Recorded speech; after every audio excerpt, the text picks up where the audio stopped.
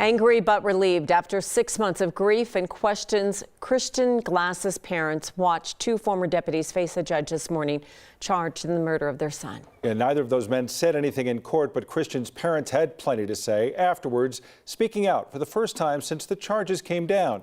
Here with more is 9 News reporter Steve Stager.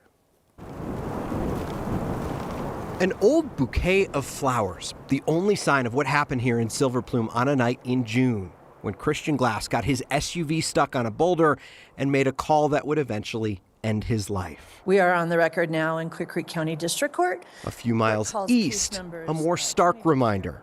It's People versus Andrew Buin and Kyle Gould. The two former deputies charged in Christian's death were in a courtroom in Georgetown. Andrew Buin charged with second-degree murder for breaking Christian's window, shooting him with beanbags, tasing him, and eventually shooting and killing him.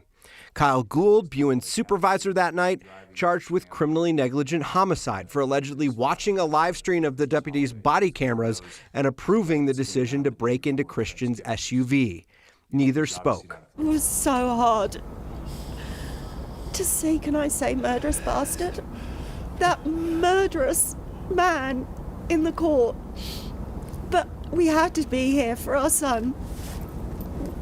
We have to be here for justice. Christian's parents, Simon and Sally, were in the courtroom wearing pink, their son's favorite color. What were they thinking?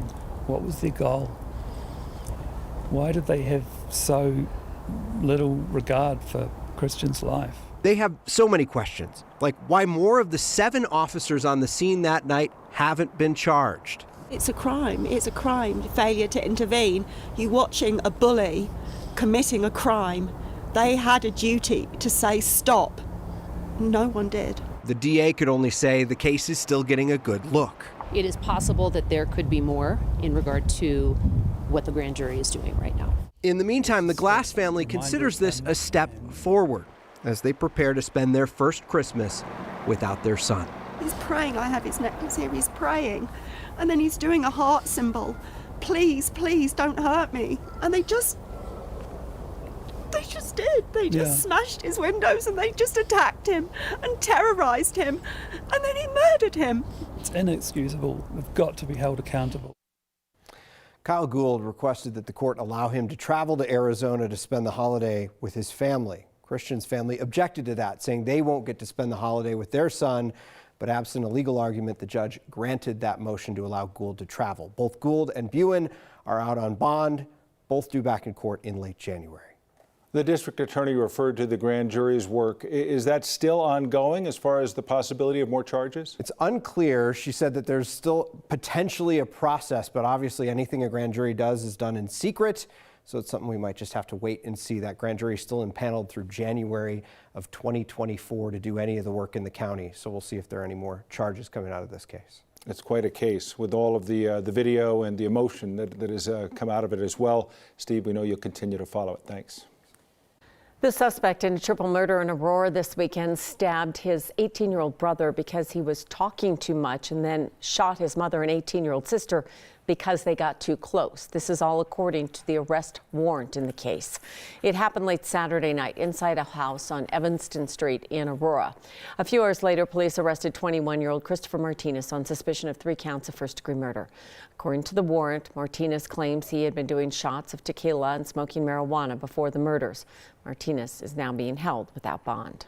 Today, police in Aurora announced that they have arrested the suspect in the killing of 4 people in Aurora in October. APD says Joseph Castorena was arrested on Saturday in Mexico. That it was done with the help of the FBI, local police in Mexico, and the Mexican government. He was flown back into the U.S. yesterday, now is currently being held in Phoenix. Police say they don't know when he'll be transferred back to Colorado. Castorena is accused of killing 3 of his ex-girlfriend's relatives and their neighbor at a home in Aurora. Castorena's brother and cousin were both arrested for allegedly helping him get away after the shooting.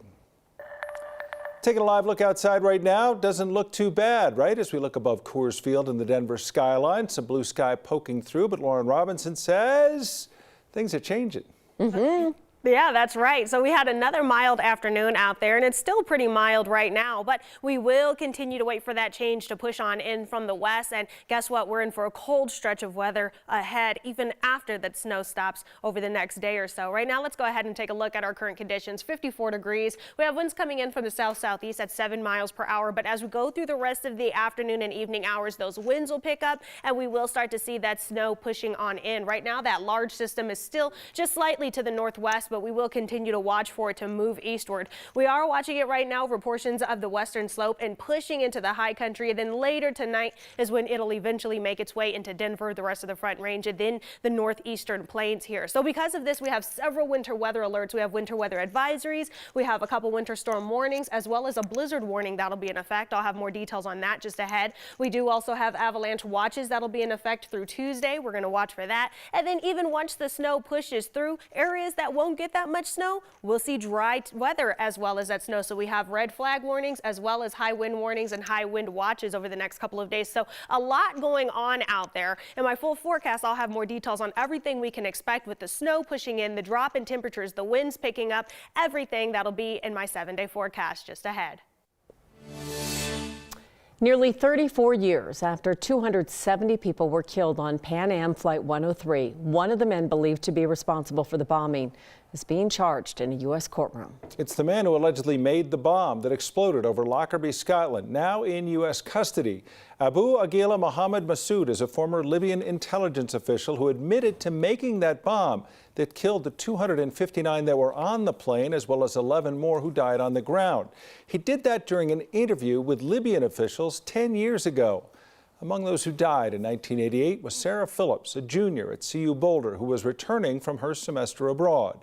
Massoud appeared in a U.S. courtroom today on 2 criminal charges related to the attack, and victims' families say this is a major step forward for them. We have the fortitude, number one, the determination of the families to keep fighting after 34 years, but also the fortitude of our government to keep fighting and holding those people accountable. Only one person has actually ever gone to prison for that attack. It was a former Libyan intelligence official convicted in 2008. He was sentenced to life in prison, but was actually released just before he died of cancer.